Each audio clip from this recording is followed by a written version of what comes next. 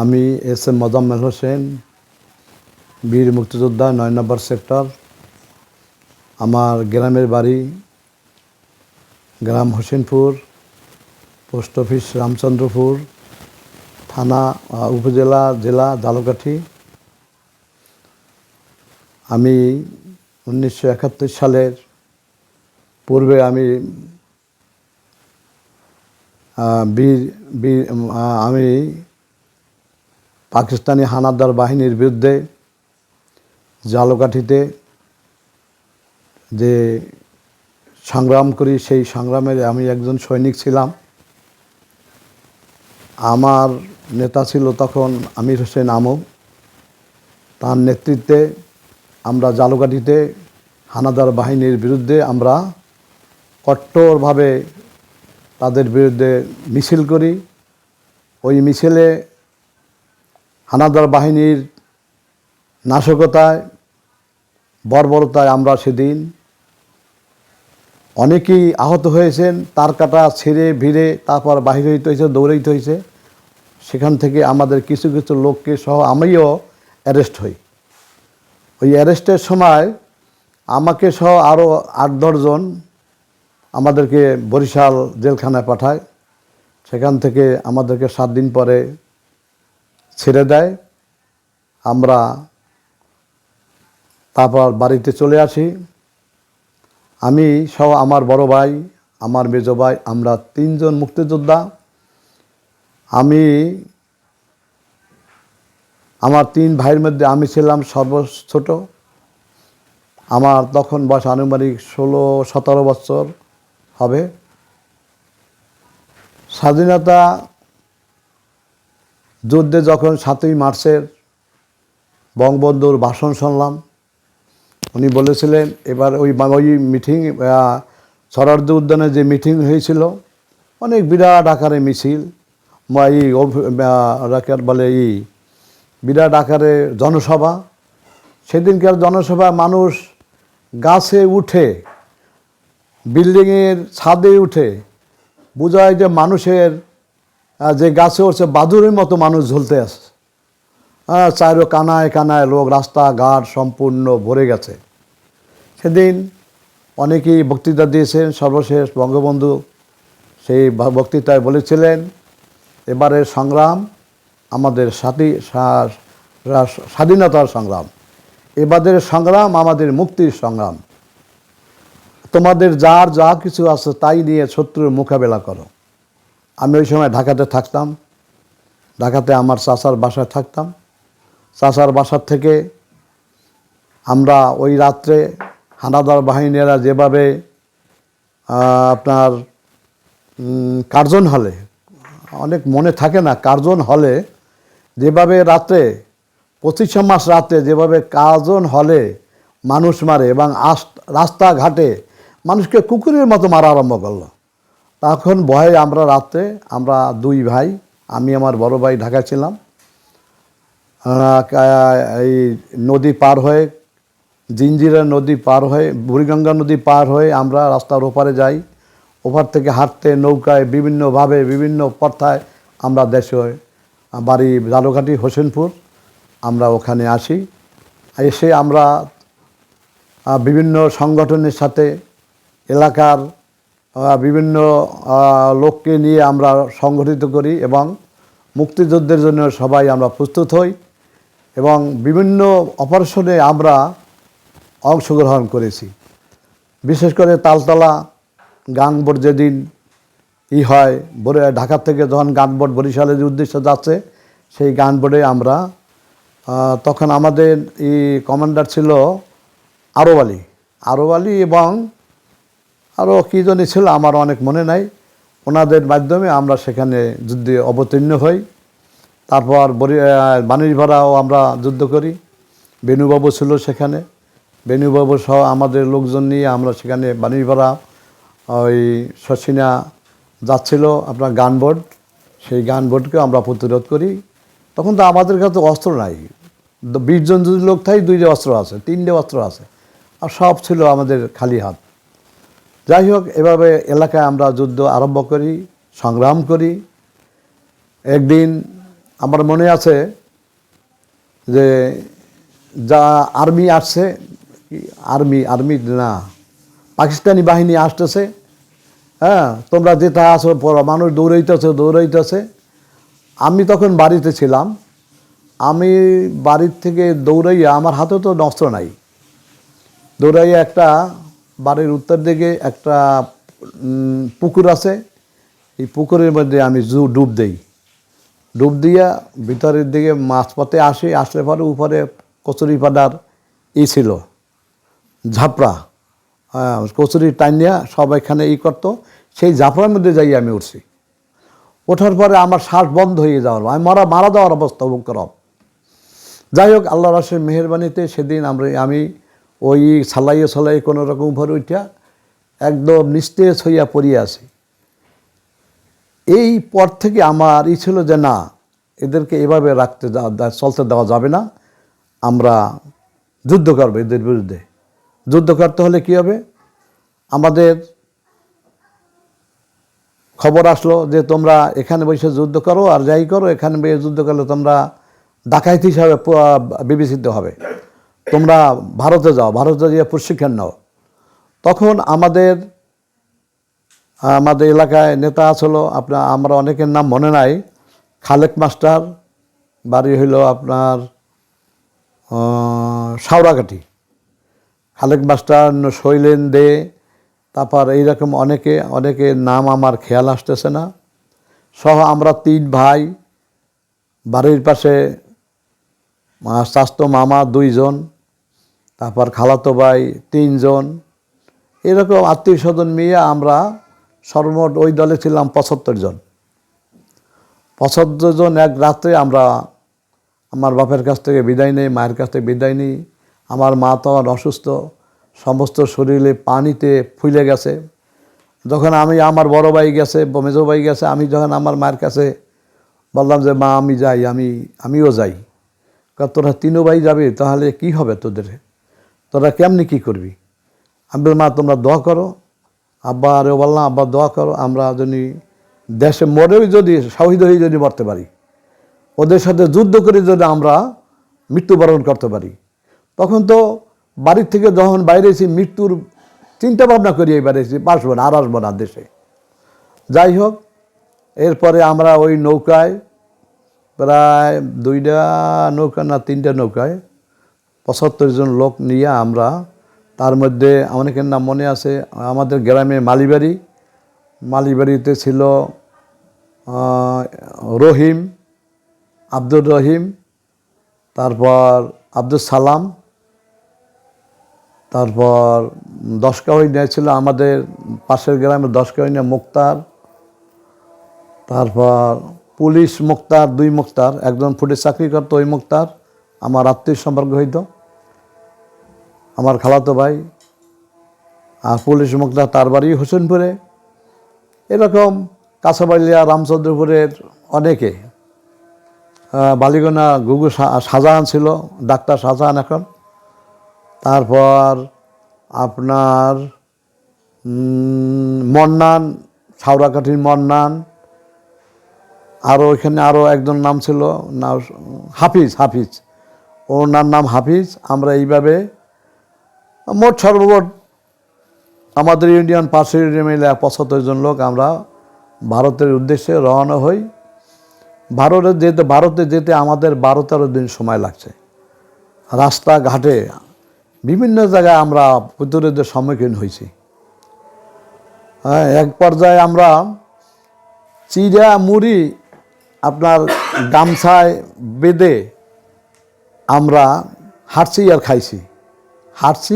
খাইছি, নদী পাড়াইছি, খাল পাড়াইছি, বিভিন্ন জঙ্গলের মধ্যে আশ্রয় নিয়েছি। তবে একটা ঐতিহাসিক মজা, একটা কথা, যেদিন আমাদের জীবনের শেষ দিন হিসাবে আমরা মনে করছিলাম, আল্লাহ রাসূলের এই মেহেরবানি আমাদেরকে সেই পথ থেকে, সেখান থেকে আমরা উদ্ধার করছে। সেটা হলো যশোরে এক বাঁশবাড়িয়া আর মনে হয় বাঁশবাড়িয়া নাকি নাম, ওইখানে সারা রাত্র আমরা দৌড়াইয়া, রাত্রবেলা আমরা দৌড়াই আর দিনের বেলা ঝাপটি মারিয়া বিভিন্ন জায়গায় পলাই থাকি, জঙ্গলে অমুকখানে তমুকখানে পলাই থাকি।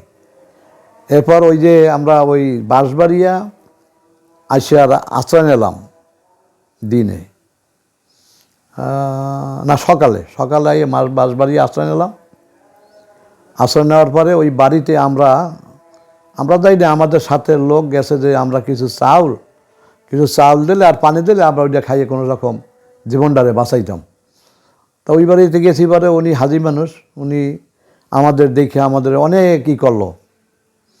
হ্যাঁ বাবারা, তোমরা এত সুন্দর সুন্দর ছেলে এখানে আসো, তোমাদেরকে কি করতে পারি। চাউল উনি আমাদেরকে দিল, পানি দিল, কলস ভর্তি পানি দিল, চাউল দিল, আমরা এটা নিয়ে খাইতেছিলাম।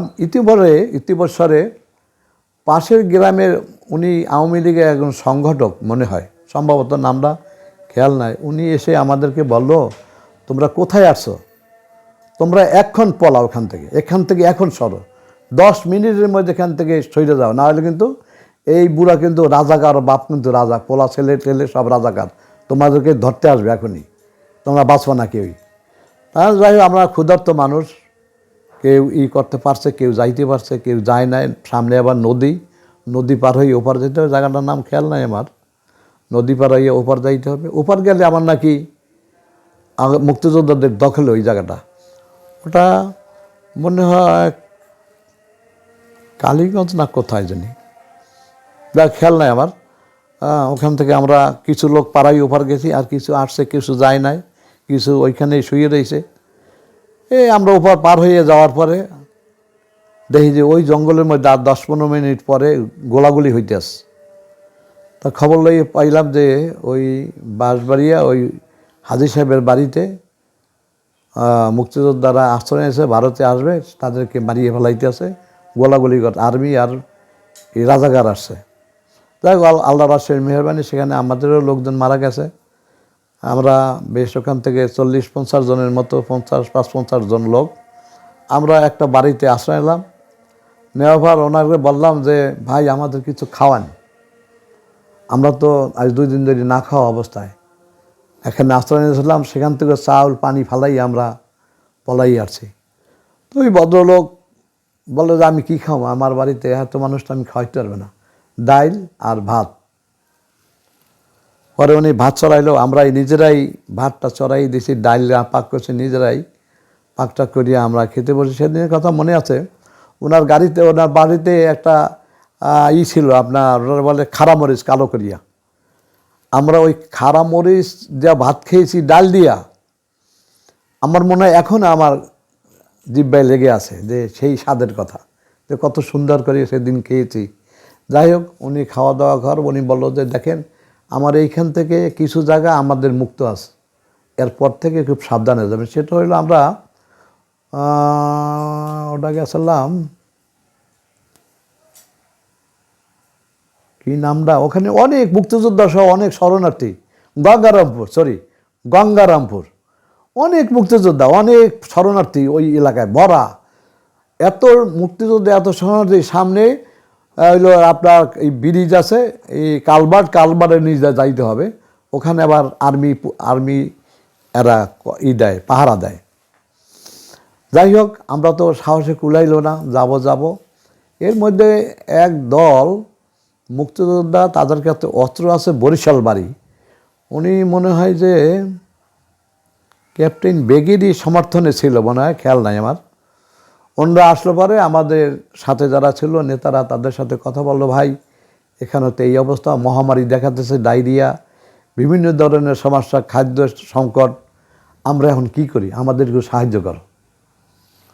তখন আমাদেরকে বললো, আমাদের ওই লোকদেরকে বললো যে আগামীকালকে দুপুরের পরে তোমরা গাড়ি নৌকো টুকরো করো, নৌকো ছাড়া কোনো পথ নাই, নৌকা ভাড়া করলো, সবাই অ্যালাউন্স করে দিল যে আগামীকালকে আমরা এখান থেকে ওই পার হইয়া, কালভার্ট পার হইয়া আমরা যাব। ওপারে আবার গেলে আবার বলে আবার ভালো নৌকা আছে, সেই নৌকায় আমরা ওই এলাকায়, কালভার্ট এলাকায় পৌঁছার আগেই আমরা একটা সাউন্ড ছিল, সেটা হইলো জয় বাংলা, জয় বাংলা। এটা মানে প্রকম্পিত হয়ে উঠছে, আকাশ বাতাস সব কিছু প্রকম্পিত হয়ে পড়ছে। এবং সাথে আমাদের ওই যে ওই মুক্তিযোদ্ধা তারা আমাদের সাথে ছিল। হ্যাঁ, যাই হোক ওরাও গোলাগুলি করতে আছে, আমরাও জয় বাংলা বলতে আছি, ওই হানাদার বাহিনীরা সব পলাই গেছে। তো ওখান থেকে যেতে আমাদের একটু বেগ পাইতে হয়েছে। কেন? পানিটা আপনার খারাপভাবে নামতো। আমরা যেদিকে যাব আমাদের প্রতিকূলে ছিল না, পানিটা নিচে এদিকে আসতে আমরা ওই দিক দিয়েই যাব। যাই হোক আমরা কেউ হাত দিয়া, কেউ বইটা দিয়া, কেউ বিভিন্নভাবে করিয়া আমরা ওইটা পারাইছি, পাড়াই ওপার গেছি। এটাও 11 দিন না 12 দিন হয়ে গেছে। তারপর আমরা ওখান থেকে রাতে দৌড়ে দৌড়ে আমরা বর্ডার এলাকায় যাই। বর্ডার এলাকার থেকে আমরা ভারতে যাই। ভারতে যাওয়ার পরে আমরা, আমার মনে আছে 24 পরগনায় ওই ক্যাম্পটা, ওটার নাম হলো টাকিপুর ক্যাম্প আসলে। ওই ক্যাম্পে আমরা আশ্রয় নিই। ওই ক্যাম্পে আশ্রয় নেওয়ার পরে আমাদেরকে পাঠায়, অনেক লোক হয়ে গেছে টাকিপুরে, আমাদেরকে পাঠায় হলো 24 পরগনার থুবা ক্যাম্পে আমাদের পাঠায়। থুবা ক্যাম্প 24 পরগনা, আমার ইতে সার্টিফিকেটে আছে। থুবা ক্যাম্প, তো ওইখানে পাঠায়। ওখানে যাইয়া বন জঙ্গল ছিল, কাটা ছিল, আমরা ওইগুলা সাফ করিয়া ওইখানে ইন্ডিয়ান আর্মি, BSF তারা এখানে তাঁবু টানাই দেয়। আমরা ওই তাঁবুতে বাস করি, ওই তাঁবুতে থাকতে থাকি এবং ট্রেনিং, ওখানে টুকটাক ট্রেনিংও আমাদের আরম্ভ করছে। ট্রেনিং দেওয়ার পরে আমাদেরকে আমরা আবার চলে গেলাম আপনার কি ক্যাম্পটা ভুলে গেলাম, ওইখানে পাঠাও, ওখানে আমাদের ট্রেনিং হয়। ট্রেনিং হওয়ার পরে আমাদেরকে আমাদের সহ প্রায় 150 লোকের মতো আমাদের ওপারে পাঠাই দেয়, অস্ত্র সহ। তখন আমরা প্রথম দিকে আসলাম কালীগঞ্জের এক চেয়ারম্যানের বাড়িতে। ওই চেয়ারম্যানের বাড়িতে আবার হরিণ ছিল, কিন্তু ওই এলাকা সারিয়ে ওরা চলে গেছে। ওরা রাজাকারগিরি করতো, ওই আর্মিদের ওদের দালালি করতো ওই চেয়ারম্যান।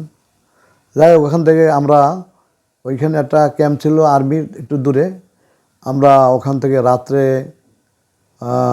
ওইখানে মার্চ করি। ওখানে মার্চ করে অল্প যুদ্ধ হয় সেখানে। ওরা পলাই টলাই গেছে, আর্মিরা পলাই টলাইয়া ওখান থেকে ক্যাম্প থেকে খুলনায় গেছে। যাই হোক, আমরা ওই ক্যাম্প দখল করি। দখল করার পরে আমাদেরকে ওখান থেকে আবার খুলনায় মুভমেন্ট দিলো। তখন মেজর জলি ছিল আপনার 9 নম্বর সেক্টর কমান্ডার, ওনার বলে 9 সেক্টর কমান্ডার, উনি ছিল সেক্টর কমান্ডার। ওনার আমরা পরে খুলনায় জয়েন করি। খুলনায় যাইয়া ওখানে যুদ্ধ চলতেছে। যুদ্ধ চলছে, ওই যুদ্ধে আমরা অংশগ্রহণ করি। অংশগ্রহণ পরে ওইখান থেকেই ওটা তো স্বাধীন হয়ে গেল খুলনা। ওটা কয় তারিখ হইল আমার নাম এটা খেয়াল নাই ভালো করিয়া, অনেক কিছুই ভুলে যায়। এই স্বাধীন হওয়ার পরে আমরা ওখান থেকে আমরা জালুকাঠিতে আসি। আমরা জালুকাঠি যারা লোক ছিলাম, জালুকাঠি ওখান থেকে লঞ্চ করি, আমরা জালুকাঠি পুষি। জালুকাঠি তখন মুক্ত, জালুকাঠি এসে দিয়ে জালুকাঠি মুক্ত, আর্মি নাই, রেজাকার নাই, সব দালাল সব পালাইছে। এরপর দেশে আমরা আত্মনিয়োগ করি। যুদ্ধের সময় আপনার যুদ্ধক্ষেত্রে এমন কোনো স্মৃতি মনে আছে যা এখনো আপনাকে কাঁদায় বা কষ্ট দেয়? যুদ্ধক্ষেত্রে একটা কি বলবো, আমাদের সাথে যারা ছিল খুলনাতে, তো তখন বিহারি নিধন চলছে। যুদ্ধ তো হয়েছে, কিন্তু বিহারি নিধন চলছে। তারপর এইগুলো আমার কাছে খুবই খারাপ লাগলো। আমরা 3 ভাই, আমরা একখানেই থাকতাম। আমার বড় ভাই আমাদের বলতো যে, দেখো আসার সময় তো আব্বা বলে দিয়েছে তোমরা অন্যায় করো না, অন্যায় না করলে তোমরা আমার ছেলে আমার কাছে আসবা। আমরা ওই কোনো অন্যায় জড়াই নাই। আমরা দেখছি আমাদের বন্ধুবান্ধব যারা ছিল, বা মুক্তিযোদ্ধারা যারা ছিল, ওই যে বিহারি নিধন করতো, দড়িয়া গলা কাটতো, স্বর্ণের জিনিস নিয়ে আসতো, বলছে বাবা আমার বাবারে মা বাঁচাও, আমার ভাইকে বাঁচাও। কিন্তু এইগুলা টাকা পয়সা স্বর্ণ নিয়ে ওরা আবার মারি ফেলাইতো। এটা আমার খুব কষ্ট লাগতো। আর একটা জিনিস ছিল, সেটা হলো আপনার সাতক্ষীরায় যে যুদ্ধ হয়েছে কালীগঞ্জ, সেখানে আমাদের একটা মুক্তিযোদ্ধা মারা যায় এবং 3-4 জন আহত হয়। হ্যাঁ, এটা হয়েছে। তারপরে আপনার খুলনাতেও আমাদের লোক কিছু হারায়, কিছু লোক মারা যায়, সেখানে অনেক লোক মারা যায়। আপনি নিজে কখনো মানে যুদ্ধক্ষেত্রে মৃত্যুর মুখ থেকে ফিরে আসছেন? হ্যাঁ, ওই যে বললাম যে আমরা খুলনাতে যখন ছিলাম, খুলনাতে তো অনেক দিন যুদ্ধ হয়েছে। যশোরে যুদ্ধ হয়েছে, অনেক যুদ্ধ হয়েছে, অনেক, প্রায় বেশ কিছুদিন। যশোর আপনার মাটির নিচে ছিল ওদেরই, ওইটার বলে কি, ওই বাংকার, অনেক বড় বাংকার। এই মাটির নিচে বাংকার থেকে করতে যাইয়া সেখানে অনেক বেগ পাইতে হয়েছে। এবং ওই আমার একটু সামান্য, আমার সাথে মানে খুলনা না কোন ছেলে, ধরে একটা ছেলে, 2টা গুলিতে মারা গেছে, কিন্তু আমার পাশেই ছিল। হ্যাঁ, কিন্তু আল্লাহর মেহেরবানি সেদিন আমি ওখান থেকে রক্ষা পাইয়ে আসি। হ্যাঁ, তারপরে তো আপনার এরপর তো বরিশাল জালকাঠি আসলাম, খুলনা থেকে, যশোর থেকে খুলনা আসা, ওখানে যুদ্ধ হয়েছে, কিন্তু এই যশোরের মতো এত যুদ্ধ হয় নাই খুলনা যুদ্ধ হয়েছে, কিন্তু ওরা তো সারেন্ডার করছে তখন। হ্যাঁ, ওদেরকেও মারা, অনেক লোক মারছে, যেরকম পারছে মারিয়ে ফেলাইছে।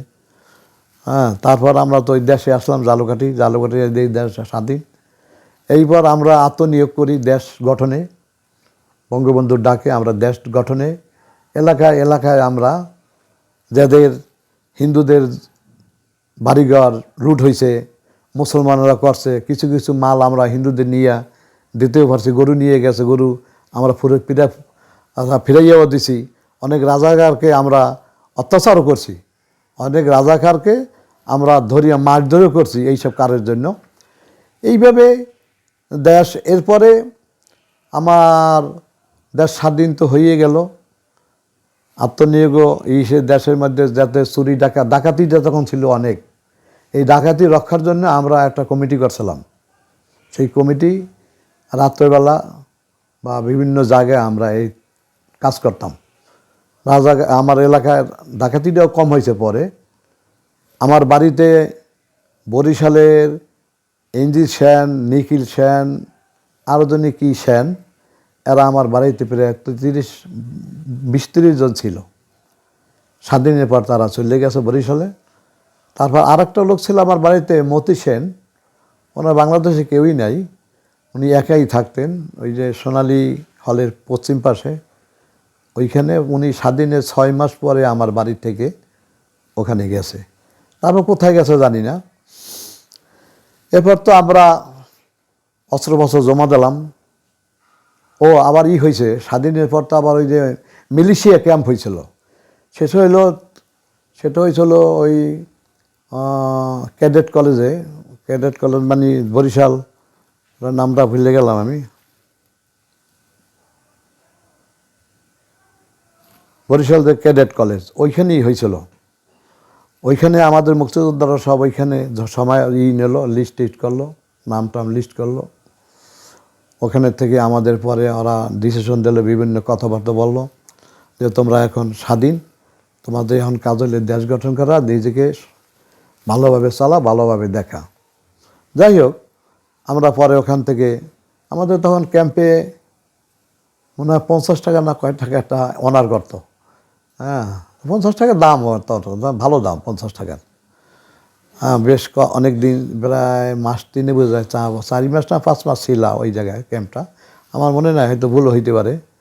হ্যাঁ, আমার মেমোরিতে আসতেছে, অনেক দিনই ছিলাম ওখানে।